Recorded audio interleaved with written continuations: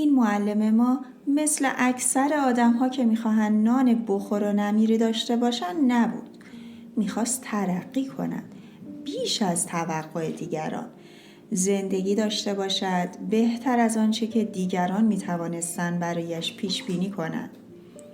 وقتی از امتحان ورودی دانشسرا گذشت، شاید زیاد هم خوشحال نبود. اصلاً یادش نمی آمد که با کشش کدام نیرو به این محیط قدم می گذاشت. درباره خودش چطور فکر می کرد و عقیده صحیحش چه بود.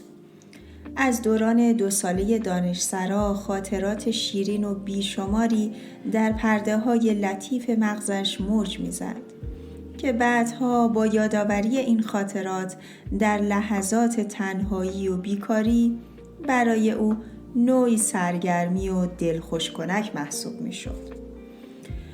مثل کودکی که با هر کدام از اسباب بازی‌هایش مدتی ور می رود و از هر کدام لذت خاصی در درونش حس می کند، از هر یک از خاطراتش لحظه‌ای متأثر می شد و نوعی خوشی درونی توی دلش می جوشید.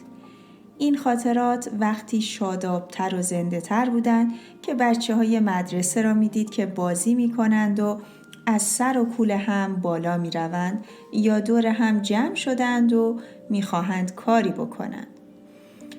لحظه‌ای لبخندی خوش روی لبانش بازی می کرد و بعد مثل شبنمی که از تابش آفتاب محو شود از روی لبانش لیز می خورد و می رفت.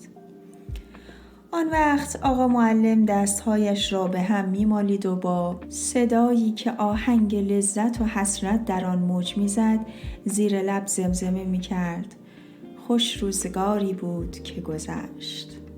زمانی او و 2 نفر از دوستانش در دانشسرا روزنامه دیواری می نوشتند و اول هر ماه به دیوار می زدند. آن وقت دانش آموزان در برابر آن جمع می شدند و برای مطالعه مطالب آن بر همدیگر پیشی می گرفتند و اینها از دور ناظر این صحنه خوشی آور بودند و با خود می گفتند که این لحظات از بهترین اوقات زندگی آنهاست.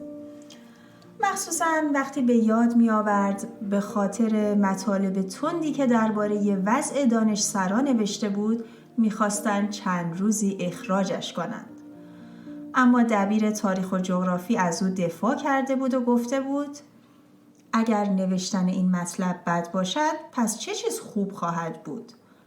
دیگر قلم اینها را نباید مقید ساخت. وقتی این را به یاد می آورد غرور لذت بخشی از نگاهش خوانده می شد. دوره دانشسرا که تمام شد به یکی از دههای اطراف شهر مأموریت یافت.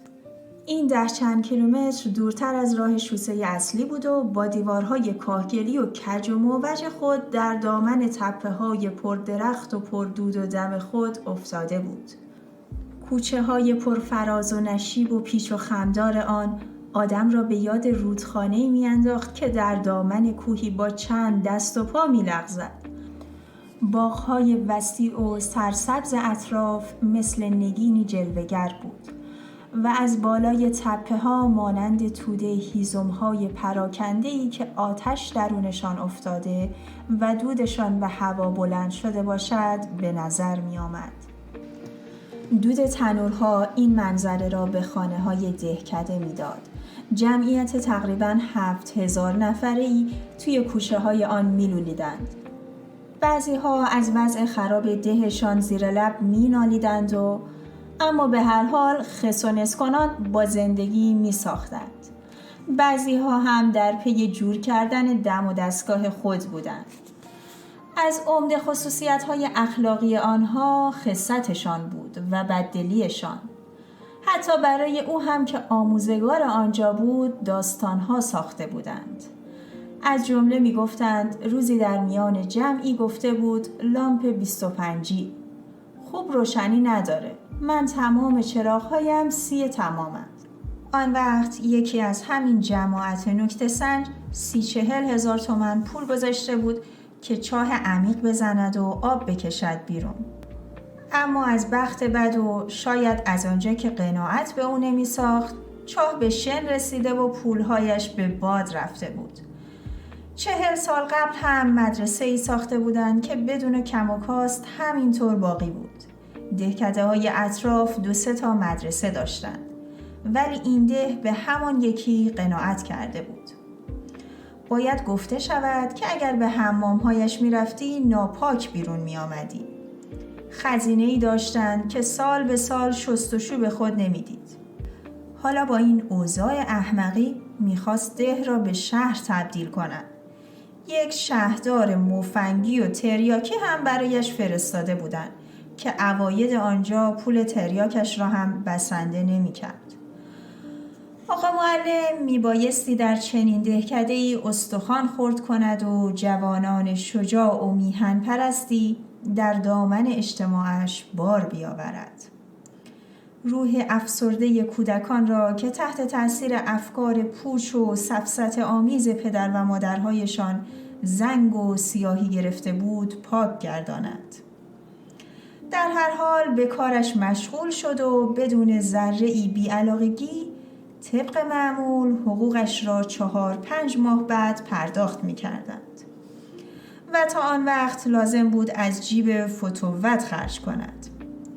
برای رفتن به شهر هم چند کیلومتر پیاده راه می رفت و در راه شوسه اصلی منتظر اتوبوس ها و بارکش ها می شد. پس از 1-2 ساعت انتظار سوار می شد و عازم شهر می شد. زمستان ها کولاک و برف و سرما و ترس از حمله گرگ های گرسنه در کوره راه ها پدرش را در می آورد. یک روز توی کلاس اول سرگرم بود. سرگرم این که برای بچه های کوچولو نان و بادامی یاد بدهد و گوشه ای از حقوق فعلی کم دوامش را چنگ بزند. یک مرتبه در زرد رنگ کلاس صدا کرد و از لای آن سر آقای بازرس مثل علم یزید نمایان شد و با قدم‌های سنگین پا به کلاس گذاشت. هیچ کس همراهش نبود، حتی مدیر مدرسه. او هم ازش کم و زیاد خوشش نمی آمد. بازرس مرد سن و سالداری بود و از آن 6 کلاسه های قدیمی. از اوایل تأسیس اداره فرهنگ در آن جلد عوض می کرد. با این یا آن رئیس فرهنگ خودش را جور می کرد و سر همان کار باقی می ماند. برای بازرسی می آمد مدرسه که کلاس ها را ببیند و به درس شاگردان و پیشرفت آنها رسیدگی کند. عصر هم یک جلسه آموزگاران تشکیل می داد و از اداره کردن جلسه و رسیدگی صحیح و چیزهای دیگرش که بگذریم، حرف زدن متوسط هم برایش چه ناشیگری هایی که بار نمی آورد. برای آنها که 1000 تا مثل او را تشنه لب جوب می بردند و باز می آوردند، از پیشرفت‌های جدید درسی و آموزش و پرورش نوین، سخن‌های نامربوط و متناقض و سر در زمین و پا در هوا می گفت. خودش هم اصلاً از این چیزها خبری نداشت. حرفهایش همینجوری توی فضای یخبسته اتاق معلق می ماند و به گوش هیچ کس فرو نمی رفت. اصلاً گوششان از حرفهای او پر شده بود. او می گفت آقایان باید با متد جدید تدریس کنند. امروز دیگر عصر تازه است و متد را به ضم میم و کسر تا می گفت و معلوم نبود که این عصر تازه چه رنگی داشت. چه تحفه‌ای می توانست برای این بچه های دهاتی از همه جا بیخبر داشته باشد. اصولاً اگر هم چیزک خوبی داشت او نمی توانست گفته خودش را تشریح کند تا چه رسد به این حرفهای گنده. از بازرس 6 ابتدایی سواددار هم بیش از این نباید انتظار داشت. تقصیر اداره بود که تا آخر هیچ دستشان نیامد که این مرد فکستنی را کی برای بازرسی معین کرده و علتش چه بود؟ شاید همان سبزی پاک کردن ها.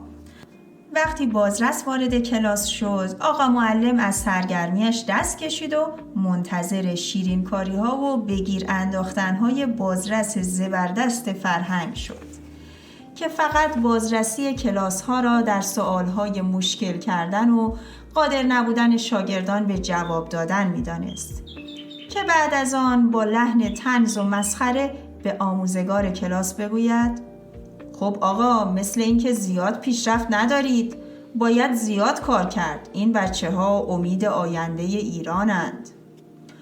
گویا عرقخور عجیبی هم بود که در اوقات بیپولی الکل صنعتی نوش جان می‌کرد.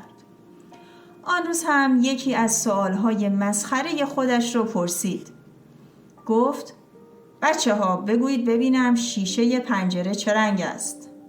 یکی گفت سفید، یکی گفت نمیدونم و همینجوری تا آخر. همه‌شان غلط گفتند. آقا معلم هم انتظار نداشت که درست بشنود. بازرس فرهنگ گل از گلش شکفت و با شادی گفت این را که ندانستید. بعد چند سوال دیگر کرد و از کلاس بیرون رفت. عصر هم توی جلسه کذایی گفت از 50 شاگرد یک کلاس یکی ندانست که شیشه اصلاً رنگ نداره. باید زحمت کشید آقایان، و از این حرفهای هزار تا هیچ.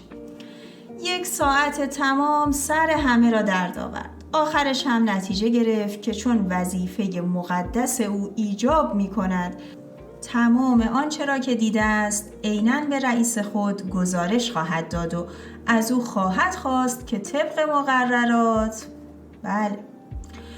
با وجود تمام اینها آقا معلم عادت کرد به این کارها، به درس دادن، به دیدن پاهای برهنه بچه‌های کوچولو، به چشمان معصوم آنها که گاهی هنگام آمدن به مدرسه تر بود، به زرت و پرت اداره، به زنگ‌های ورزشی که 2 توپ زوار در رفته را میانداخت جلوی 50 شاگرد که ورزش کنند.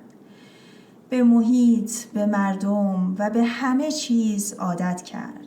حتی به بچه‌هایی که هنوز نمی‌دانستند شیشه چه رنگ است. از اینکه تا آخر این داستان همراه ما بودین ازتون کمال سپاس رو دارم. میدونم که داستانها رو لایک میکنید. ازتون خواهش میکنم اگر کانال رو سابسکرایب ندارید همین حالا سابسکرایب کنید تا از داستانهای بعدی ما باخبر بشید. روز و روزگار بر شما خوش.